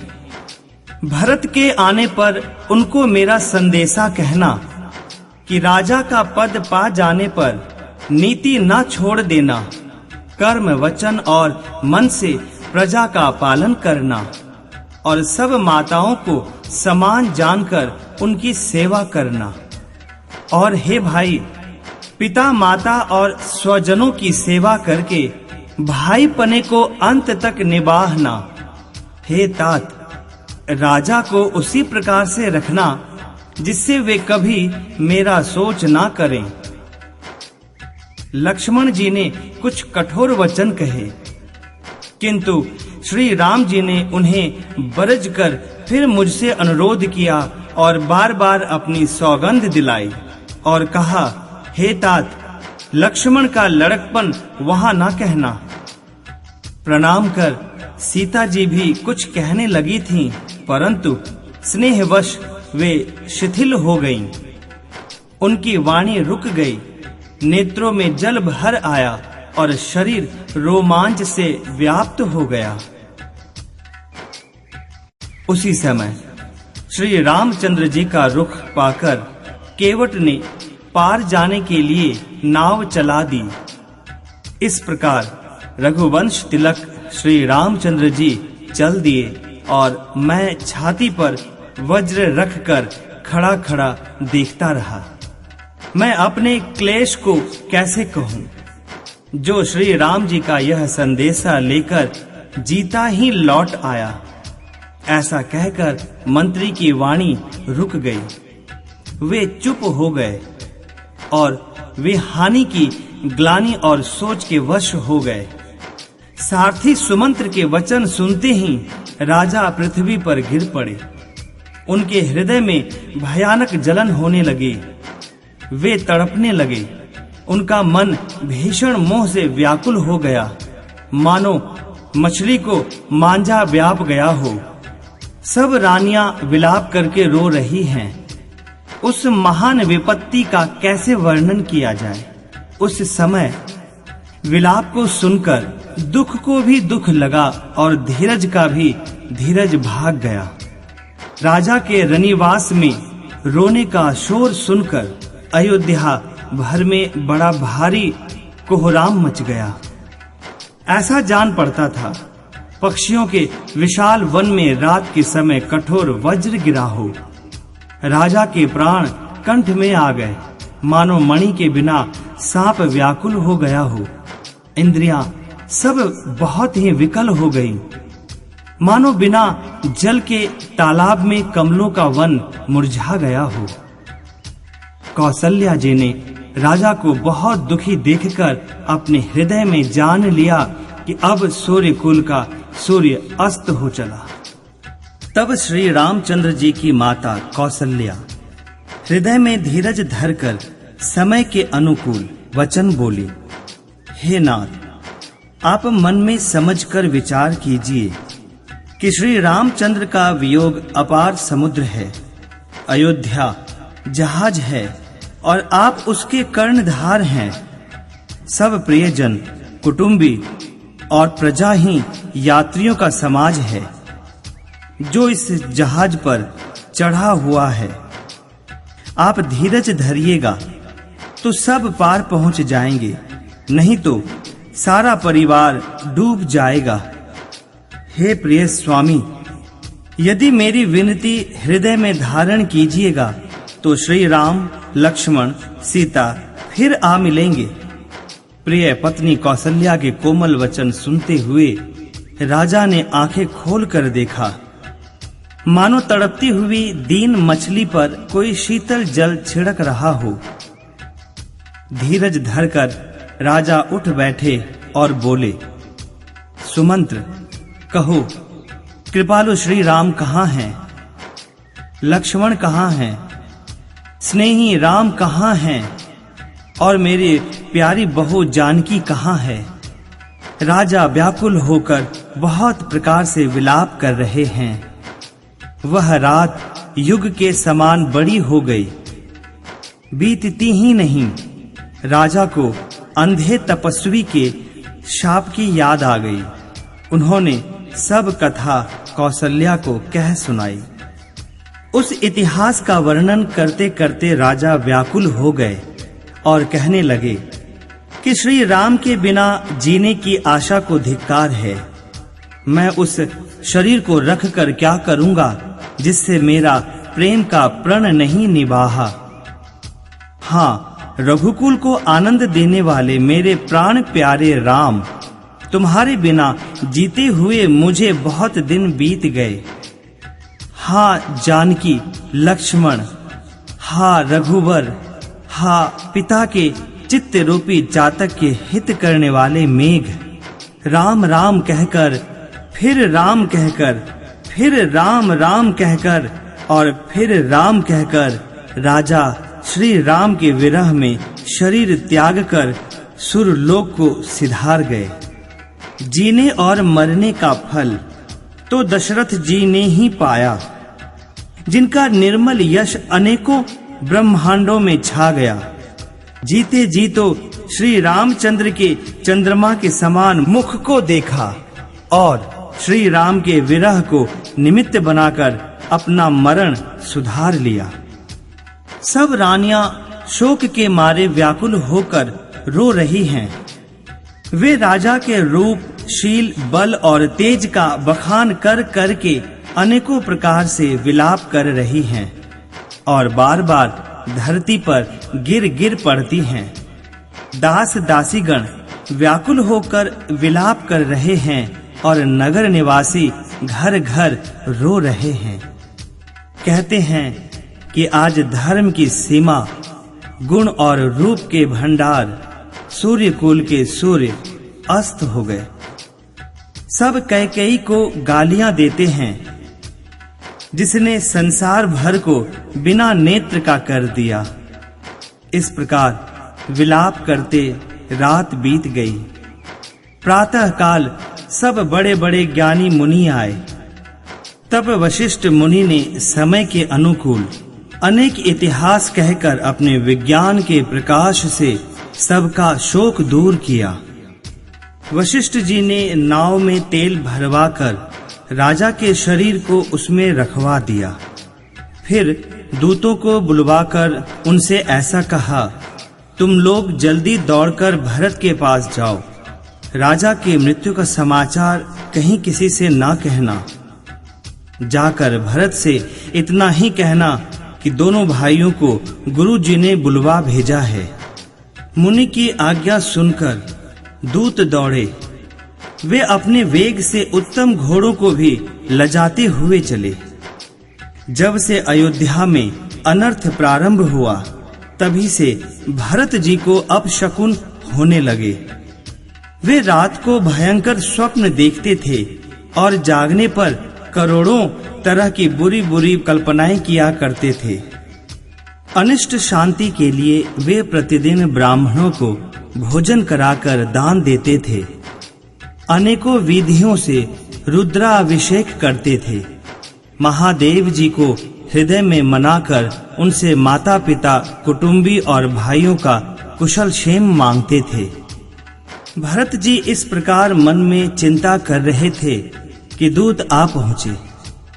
गुरु जी की आज्ञा कानों से सुनते ही वे भगवान श्री गणेश जी को मनाकर चल पड़े। हवा के समान वेग वाले घोड़ों को हाँकते हुए वे निकट नदी, पहाड़ और जंगलों को लांघते हुए चले। उनके हृदय में बड़ा सोच था, कुछ सुहाता ना था। मन में ऐसा सोचते थे कि उड़कर पहुंच जाऊं। एक एक निमेष वर्ष के समान बीत रहा था। इस प्रकार भरत जी नगर के निकट पहुंचे। नगर में प्रवेश करते समय अपशकुन होने लगे। कौवे बुरी तरह बैठकर बुरी तरह से कांव-कांव कर रहे हैं। गधे और सियार विपरीत बोल रहे हैं। यह सुन सुनकर भरत के मन में बड़ी पीड़ा हो रही है। तालाब, नदी, वन, बगीचे सब शोभाहीन हो रहे हैं। नगर बहुत ही भयानक लग रहा है। श्री राम के वियोग रूपी बुरे रोग से सताए हुए पक्षी, पशु, घोड़े, हाथी ऐसे दुखी हो रहे हैं कि देखे नहीं जाते। नगर के स्त्री पुरुष अत्यंत दुखी हो रहे हैं। मानो सब अपनी सारी संपत्ति हार बैठे हों। नगर के लोग मिलते हैं पर कुछ कहते नहीं, चुपके से वंदना करके चले जाते हैं। भरत जी भी किसी से कुशल नहीं पूछ सकते, क्योंकि उनके मन में भय और विषाद छा रहा है। बाजार और रास्ते देखे नहीं जाते, मानो नगर में 10 दिशाओं में दावा अग्नि लगी है।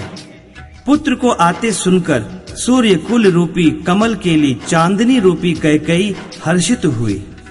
वह आरती सजाकर आनंद में भरकर उठ दौड़ी और दरवाजे पर ही मिलकर भरत शत्रुघ्न को महल में ले आई। भरत ने सारे परिवार को दुखी देखा, मानो कमलों के वन को पाला मार गया हो। एक कैकेयी इस तरह हर्षित दिखती है मानो भीलनी जंगल में आग लगाकर आनंद में भर रही हो। पुत्र को सोचवश और मन मारे देखकर वह पूछने लगी, हमारे नैहर में कुशल तो है? भरत जी ने सब कुशल कह सुनाई, फिर अपने कुल की कुशल क्षेम पूछी। भरत जी ने कहा, कहो पिताजी कहाँ हैं? मेरी सब माताएं कहाँ हैं? सीता जी और मेरे प्यारे भाई राम लक्ष्मण कहाँ हैं? पुत्र के स्नेहमय वचन सुनकर नेत्रों में कपट का जल भरकर पापिनी कैकेयी भरत के कानों में और मन में शूल के समान चुभने वाले वचन बोली, हे तात, मैंने सारी बात बना ली थी। बेचारी मंथरा सहायक हुई, पर विधाता ने बीच में ही जरा सा काम बिगाड़ दिया। वह यह कि राजा देवलोक को पधार गए। भरत यह सुनते ही विषाद के मारे विवश हो गए, मानो सिंह की गर्जना सुनकर हाथी सहम गया हो। वे तात तात हा तात पुकारते हुए अत्यंत व्याकुल होकर जमीन पर गिर पड़े और विलाप करने लगे कि हे तात, मैं आपको चलते समय देख भी ना सका। हाय, आप मुझे श्री राम जी को सौंप भी नहीं गए। फिर धीरज धरकर वे संभल कर उठे और बोले, माता, पिता के मरने का कारण तो बताओ।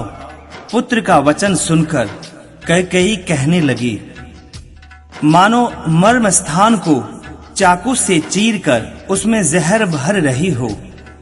कुटिल और कठोर कैकेयी ने अपनी सब करनी शुरू से आखिर तक बड़े प्रसन्न मन से सुना दी। श्री रामचंद्र जी का वन जाना सुनकर भरत जी को पिता का मरण भूल गया और हृदय में इस सारे अनर्थ का कारण अपने को ही जानकर वे मौन होकर स्तंभित रह गए, अर्थात उनकी बोली बंद हो गई और वे सन्न रह गए। पुत्र को व्याकुल देखकर कैकेयी समझाने लगी, मानो जले पर नमक लगा रही हो। वह बोली, हे तात, राजा सोच करने योग्य नहीं हैं। उन्होंने पुण्य और यश कमाकर उसका पर्याप्त भोग किया। जीवन काल में ही उन्होंने जन्म लेने के संपूर्ण फल पा लिए और अंत में वे इंद्रलोक को चले गए। ऐसा विचार कर सोच छोड़ दो और समाज सहित नगर का राज्य करो। राजकुमार भरत जी यह सुनकर बहुत ही सहम गए, मानो पके घाव पर अंगार छू गया हो। उन्होंने धीरज धरकर बड़ी लंबी सांस लेते हुए कहा, पापनी, तूने सभी तरह से कुल का नाश कर दिया। हाय, यदि तेरी ऐसी ही अत्यंत बुरी रुचि थी तो तूने जन्मते ही मुझे मार क्यों नहीं डाला? तूने पेड़ को काटकर पत्ते को सींचा है और मछली के जीने के लिए पानी को उलीच डाला, अर्थात मेरा हित करने जाकर उल्टा तूने मेरा अहित कर डाला। मुझे सूर्यवंश, दशरथ जी पिता और राम लक्ष्मण से भाई मिले, पर हे जननी, मुझे जन्म देने वाली माता तू हुई। क्या किया जाए? विधाता से कुछ भी वश नहीं चलता। अरे कुमति, जब तूने हृदय में यह बुरा विचार ठाना, उसी समय तेरे हृदय के टुकड़े टुकड़े क्यों ना हो गए? वरदान मांगते समय तेरे मन में कुछ भी पीड़ा नहीं हुई? तेरी जीभ गल नहीं गई? तेरे मुंह में कीड़े नहीं पड़ गए? राजा ने तेरा विश्वास कैसे कर लिया? जान पड़ता है विधाता ने मरने के समय उनकी बुद्धि हर ली थी। स्त्रियों के हृदय की गति विधाता भी नहीं जान सके। वह संपूर्ण कपट, पाप और अवगुणों की खान है। फिर राजा तो सीधे, सुशील और धर्मपरायण थे। वे भला स्त्री स्वभाव को कैसे जानते? अरे, जगत के जीव जंतुओं में ऐसा कौन है जिसे श्री रघुनाथ जी प्राणों के समान प्यारे नहीं हैं? वे श्री राम जी भी तुझे अहित हो गए। तू कौन है? मुझे सच सच कह। तू जो है सो है। अब मुंह में स्याही पोतकर उठकर मेरी आंखों की ओट में जा बैठ। विधाता ने मुझे श्री राम जी से विरोध करने वाले हृदय से उत्पन्न किया, अथवा विधाता ने मुझे हृदय से राम का विरोधी जाहिर कर दिया। मेरे बराबर पापी दूसरा कौन है? मैं व्यर्थ ही तुझे कुछ कहता हूँ। माता की कुटिलता सुनकर शत्रुघ्न जी के सब अंग क्रोध से जल रहे हैं, पर कुछ वश नहीं चलता। उसी समय भांति भांति के कपड़ों और गहनों से सजकर कुबरी मंथरा वहां आई। उसे देखकर लक्ष्मण के छोटे भाई शत्रुघ्न जी क्रोध में भर गए, मानो जलती हुई आग को घी की आहुति मिल गई हो। उन्होंने जोर से तक कर कुबड़ पर एक लात जमा दी।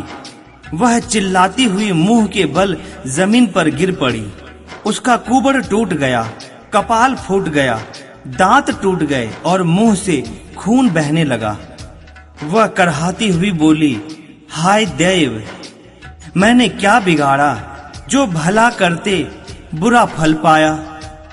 उसकी यह बात सुनकर और उसे नख से शिखा तक दुष्ट जानकर शत्रुघ्न जी झोंटा पकड़ पकड़ कर उसे घसीटने लगे। तब दयानिधि भरत जी ने उसको छुड़ा दिया और दोनों भाई कौशल्या के पास गए। कौशल्या जी मैले वस्त्र पहने हैं, चेहरे का रंग बदला हुआ है, व्याकुल हो रही हैं, दुख के बोझ से शरीर सूख गया है। ऐसे दिख रही हैं मानो सोने के सुंदर कल्पलता को वन में पाला मार गया हो। भरत को देखते ही माता कौशल्या जी उठ दौड़ी, पर चक्कर आ जाने से मूर्छित होकर पृथ्वी पर गिर पड़ी। यह देखते ही भरत जी बड़े व्याकुल हो गए और शरीर की सुध भुलाकर चरणों में गिर पड़े। फिर बोले, माता, पिताजी कहाँ हैं? उन्हें दिखा दे। सीता जी तथा मेरे दोनों भाई श्री राम लक्ष्मण कहाँ हैं? उन्हें दिखा दे। कैकेयी जगत में क्यों जन्मी? और यदि जन्मी ही तो फिर बाज क्यों ना हुई? जिसने कुल के कलंक, अपयश के भांडे और प्रियजनों के द्रोही मुझ जैसे पुत्र को उत्पन्न किया। अपयश के भाड़े, तीनों लोकों में मेरे समान अभागा कौन है, जिसके कारण हे माता तेरी यह दशा हुई? पिताजी स्वर्ग में हैं और श्री राम जी वन में हैं। केतु के समान केवल मैं ही इन सब अनर्थों का कारण हूँ। मुझे धिक्कार है। मैं बांस के वन में आग उत्पन्न हुआ और कठिन दाह, दुख और दोषों का भागी बना। भरत जी के कोमल वचन सुनकर माता कौशल्या जी फिर संभल कर उठी। उन्होंने भरत को उठाकर छाती से लगा लिया और नेत्रों से आंसू बहाने लगी। सरल स्वभाव वाली माता ने बड़े प्रेम से भरत जी को छाती से लगा लिया, मानो श्री राम जी ही लौटकर आ गए हों। फिर लक्ष्मण जी के छोटे भाई शत्रुघ्न जी को हृदय से लगाया। शोक और स्नेह हृदय में समाता नहीं है। कौशल्या जी का स्वभाव देखकर सब कोई कह रहे हैं, श्री राम की माता का ऐसा स्वभाव क्यों ना हो। माता ने भरत जी को गोद में बिठा लिया और उनके आंसू पोंछकर कोमल वचन बोली, हे वत्स, मैं बलैया लेती हूँ, तुम अब भी धीरज धरो। बुरा समय जानकर शोक त्याग दो। काल और कर्म की गति अमिट जानकर हृदय में हानि और ग्लानि मत मानो। हे तात, किसी को दोष मत दो। विधाता मुझको सब प्रकार से उल्टा हो गया है, जो इतने दुख पर भी मुझे जिला रहा है। अब भी कौन जानता है उसे क्या भा रहा है। हे तात, पिता की आज्ञा से श्री रघुवीर ने भूषण वस्त्र त्याग दिए और वत्कल वस्त्र पहन लिए। उनके हृदय में ना कुछ विषाद था ना हर्ष। उनका मुख प्रसन्न था, मन में ना आसक्ति थी ना रोष। सबका सब तरह से संतोष कराकर वे वन को चले।